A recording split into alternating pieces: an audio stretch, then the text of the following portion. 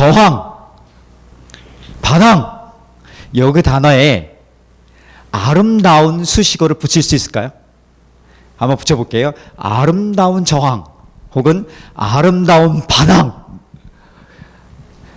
어울리지 않지만 역사를 보면은 이것이 사실인 것들이 많이 증명된 것이 있어요. 특히 사람의 권리, 사람의 소중함 이런 것을 얘기할 때는 아름다운 저항, 반항이라는 것이 쓰였어요.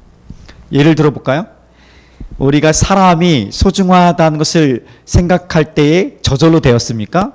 사람에 대해 소중하지 않았던 사람들 향해서 반항하고 저항하니까 인권이 세워지게 되고 사람을 존중하기 시작했습니다. 특별히 이렇게 노예들이 있었을 때 노예의 권리를 찾았었을 때는 저절로 찾아졌습니까? 누군가 반항하고 누군가 강력히 저항했기 때문에 가능했던 것이죠. 어린아이의 인권의 문제, 여성의 인권의 문제, 소외된 사람들의 인권의 문제, 지금도 역시 누군가 반항하면서 저항할 때에 그것들이 세워지고 있었고 역사는 그것을 말해주고 있습니다. 우리가 믿고 있는 이 개신교라고 하는 개신교라는 단어 자체에도 바로 그런 의미가 있어요. 저항자, 반항아들 이런 표현입니다. 로마 교황이 아주 엉터리였었어요. 사실은요. 지금도 자기가 신인 줄 알고 착각하고 있지만 그래서 한계가 분명히 있는 것입니다. 그러다 보니까 문제가 심각했던 상황에서 마틴 루터가 종교개혁의 시발점이 되었고 수많은 사람이 일어났습니다. 그런 로마 교황청에 대해서 저항하며 성경으로 돌아가서 오직 은혜, 오직 믿음, 오직 말씀으로 새롭게 하자는 그런 어떤 부흥운동이 일어났을 때 로마 카톨릭이 봤을 때는 교황이 봤을 때는 이놈들은 우리에게 저항하는 반항하는 자들이다 이렇게 명칭을 붙인 거예요. 그래서 그 이름이 프로테스탄트, 번역하면 개신교, 진짜 의미는 저항자들, 부패와 썩은 것들에 대해서 저항하는 자들, 반항하는 자들. 우리가 그렇게 그런 세대의 그런 후예들인 것입니다. 아름다운 저항은 분명히 있습니다. 그런데 항상 저항이 아름다운 것은 아니지요. 아름다운 저항, 반항은 있지만 우리가 이것이 습관이 되어져서, 그러니까 저항하는 것, 반항하는 것이 습관이 되어져서 의롭지 않은 것임에도 불구하고 저항한다면 그것은 잘못된 것이라고 이야기할 수 있어야 되는 거야. 그러니까 정말 아름다운 저항을 위해서 싸우더라도 늘 신중하고 경계하고 조심해야 되는 거야. 과연 내가 이 저항하는 것이, 반항하는 것이 나의 유익과 만족을 떠난 순전한 아름다운 선을 위해서 하는 것인지 늘 고민하고 갈등해야 되는 것입니다. 왜냐하면 성경은 철저하게 저항이 아닌, 반항이 아닌 순종을 가르치고 있기 때문에 그래요. 처음부터 끝까지 성경은 순종을 가르치고 있습니다. 그래서 순종을 위해서 불순종을 가르치고 얘기할 수 있는 거예요. 만약 우리가 권위자에게 불순종하는 이유가 있다면 딱 하나예요. 하나님께 대하여 순종하기 위해서. 하나님께 순종하기 위해서 권위자가 잘못된 것들, 그러니까 권위자가 하나님이 아닌 하나님을 반하여 자신의 뜻을 이루고 있을 때 그때는 저항하라고, 불순종하라고 얘기하고 있는 거야. 왜? 나는 하나님께 대하여 순종하기 위해서입니다. 그러나 이때에도 과연 정말 내가 하나님 뜻에 순종하기 위한 것인지 조심하고 경계하고 갈등할 필요가 있는 것입니다. 그래서 제가 혹시 하나님의 뜻에 반하여서 엉터리로 나의 유익을 위해서 막 무엇인가를 한다. 그럼 여러분 저에게 순종할 이유가 없는 거예요. 저에게 불순종함으로 하나님께 순종을 표현해야 되고 그리고 제가 다시 한번 회복할 수 있는 기회를 열어봐야 되는 것이죠. 그러나 그럼에도 불구하고 성경은 철저하게 처음부터 끝까지 권위자에게 그리고 리더에게 우리 부모에게 남편은 아내에게 아내는 남편에게 부모는 자녀에게 자녀는 부모에게 서로 순종할 것을 이야기하고 있는 것입니다. 착각하지 말아야 할 것은 너는 나에게 순종해 내가 나이가 많으니까 그것이 아니에요. 성경은 네가 먼저 순종하는 거예요. 그리고 그 반응으로서 함께 사랑의 순종 자발적인 순종이 일어나는 거죠. 남편이 아내의 말을 존중하고 순종하니까 아내도 역시 사랑하는 마음으로 순종하는 거예요. 상호 순종인 것을 꼭 기억할 필요가 있는 것입니다. 자, 그 기억을 가지고 오늘 아름다운 순종을 예수님께서 보여주셨는데 그의 유년 시절 12살 때의 이야기를 다루고 있는 이 본문을 통해서 우리가 아름다운 순종을 어떻게 만들어야 할 것인지 잠시 함께 나누기를 원합니다. 한번 따라해 봅시다. 노예의 복종이 아닌 자발적인 순종입니다. 이건 정말 구분할 수 있어야 돼요. 그냥 아무 생각 없이 노예처럼 네가 아니라 내가 뜻을 알고 그 의도를 알고 그리고 내가 그렇게 순종할 이유와 목적들이 분명하기 때문에 나는 자발적으로 기쁨으로 섬김으로 순종합니다. 이것을 성경에서 얘기하는 순종이라고 말씀하고 있는 것입니다. 3살 버릇 8까지 간다. 유대인들에게서 순종은 순종의 습관은 제2의 천성이라고 보고 있는 거예요. 그러니까 습관이 얼마나 중요한지를 보여주고 있죠. 우리도 그렇게 습관이 중요한 것을 알고 있어요.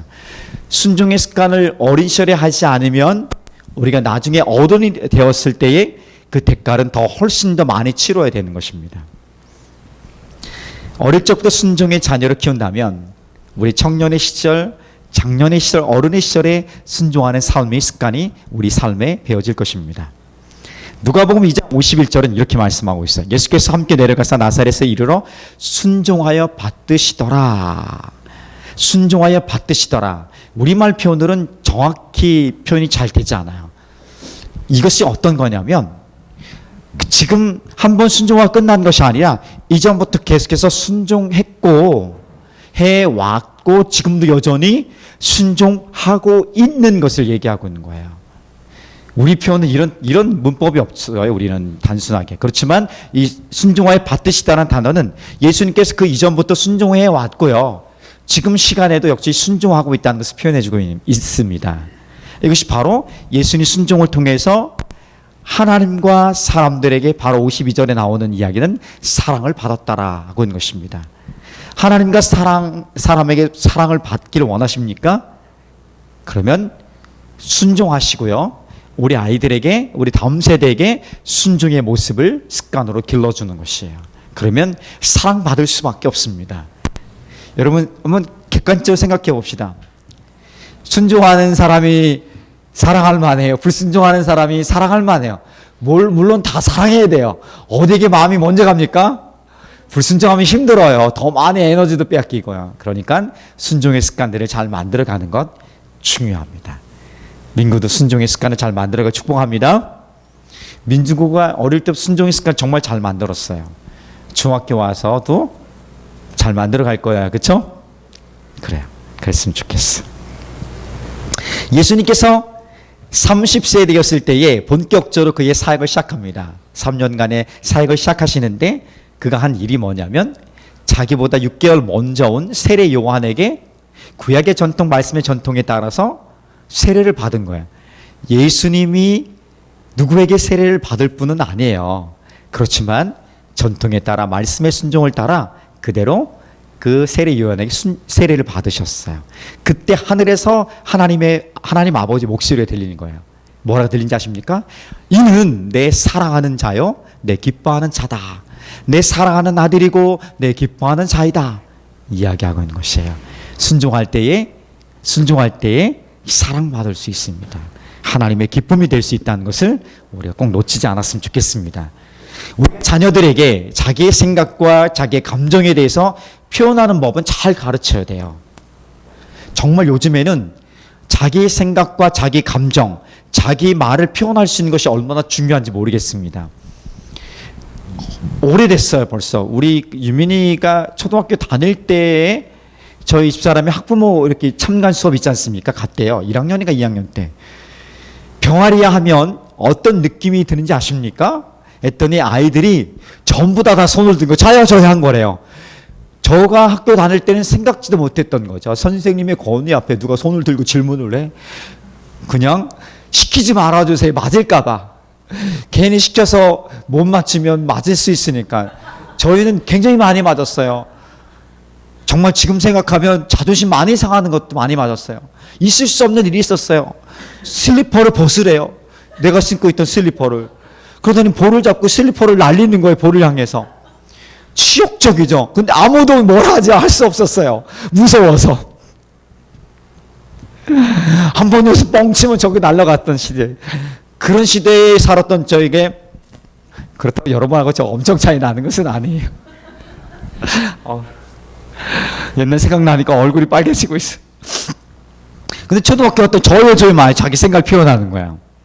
그래서 저희 집사람이 저희 아이가 손을 들고 발표한 내용을 저에게 전해줬어요. 병아리 하면 무슨 느낌이 드나요? 보통 노란색에 보면 따뜻해 귀여워 이런 거 나오잖아요. 아주 당당하게 정확한 정리를 내렸어요. 병아리 느낌이요. 아직도 생생해요. 병아리 하면 무슨 느낌이 드나요? 그러니까 국어 점수가 그때 별로 안 좋았을 것 같아. 병아리 느낌이요. 아마 기억하는지 모르겠습니다. 어쨌든 자기 생각과 자기 표현을 이렇게 표현하는 것이 굉장히 중요하고 잘 가르치고 습관화하는 것이 굉장히 중요합니다. 그럼에도 불구하고 순종의 습관 없이 혹은 순종의 습관에 기초가 세워지지 않은 채 이것은 의미가 없어져요. 오히려 자기를 해야 할 뿐 아니라 다른 사람까지 공동체까지 위험에 빠뜨릴 수 있다는 것을 우리가 놓치지 않았으면 좋겠어요. 그러니까 순종의 습관이 얼마나 중요한가. 그리고 순종하다 보니까 내가 순종할 이유들을 알고 그리고 거기서 내가 이것은 아닙니다 하고 저항할 수 있는 그러니까 정말 하나님이 기뻐하시는 아름다운 저항이 당당하게 외칠 수 있는 것들이 조화, 균형으로 나타날 수 있는 거예요. 이거는 처음부터 될 수는 없어요. 그러나 어린 시절부터 우리가 순종의 습관을 잘 길러간다면 우리가 그때가 오면 하나님 앞에서 당당하게 그리고 겸손하게 지혜를 가지고 외칠 수 있을 거예요. 오직 말씀으로만 구원받습니다. 우리 의로움이 아닙니다라고 그 당시에 생명을 목숨을 걸고 외쳤던 종교개혁자들과 함께했던 무리들처럼요. 그것은 아닙니다. 하나님 기뻐하지 않습니다. 라고 외칠 수 있는 그 용기가 담대함이 우리 가운데 있게 될 줄 믿습니다. 아이들만 순종의 습관이 중요할까요? 그렇지 않아요. 어른들도 마찬가지로 순종의 습관을 만들어 가야 돼요. 이미 벌써 불순종이 익숙한데 어떡합니까? 불평과 원망이 익숙한데 어떻게 하면 좋겠습니까? 참 어려워요. 그렇죠? 아주 깨끗한 종이에 다시 쓰는 게 훨씬 더 쉬울 수 있어요. 이것을 지우고 하면 자꾸 자국도 나고 더 좋은 지우개를 자꾸 지워도 자국이 자꾸 어렵습니다. 그러니까 생각하지 않으면 옛날 습관이 나오는 거야. 뭔가 생각하지 않으면 옛날 습관처럼 아주 버릇처럼 나와버리는 거야. 그 정말 더 2배, 3배, 아니 10배 정도 어려울 수 있을 것 같아요. 정말 어려워요. 중학교 때부터 제가 기타를 치기 시작해서 대학 1학년에 와서 음악 선교단에 같이 했었어요. 제가 이제 3개월 연수 수습을 하면서 선배가 있었어요. 선배가 그렇게 하지 마, 그렇게 하지 마, 그렇게 하지 마. 나도 5, 6년을 쳤는데 그렇게 하지 말라. 자존심 처음에 많이 상했어요. 3개월 동안 두고 보자 이거 했었어요. 근데 그 3개월이 무시당했던 생각을 했던 3개월이 나에게는 기본을 갖출 수 있는 다시 내 습관을 바르게 잡아갈 수 있는 좋은 시간이었어요. 너무 힘들었었어요. 사실은요. 제가 갖고 있었던 그 불필요한 습관들, 함께 이 그룹으로 밴드 하기 위해서 필요하지 않은 그 습관들을 다 버리는데 3개월의 시간이 굉장히 힘들었지만 오히려 그 이후에는 잘했다는 거예요. 어렵지 않게 갈 수 있었어요. 그 다음부터는. 그러니까 얼마나 힘든 건지 알아요. 우리가 이 불순종, 원망, 불평도 가만히 보면요. 학습해서 배운 거예요. 자, 그러면 이 습관을 반대로 깨트리고 좋은 습관, 순종의 습관을 배우기 원한다면 다시 학습하고 배우면 되는 거야. 생각하면 되는 거야. 생각하고 공부하고 연습하고 하면 계속해서 노력하면 순종의 습관을 가질 수 있는 거야. 이미 늦었다고요?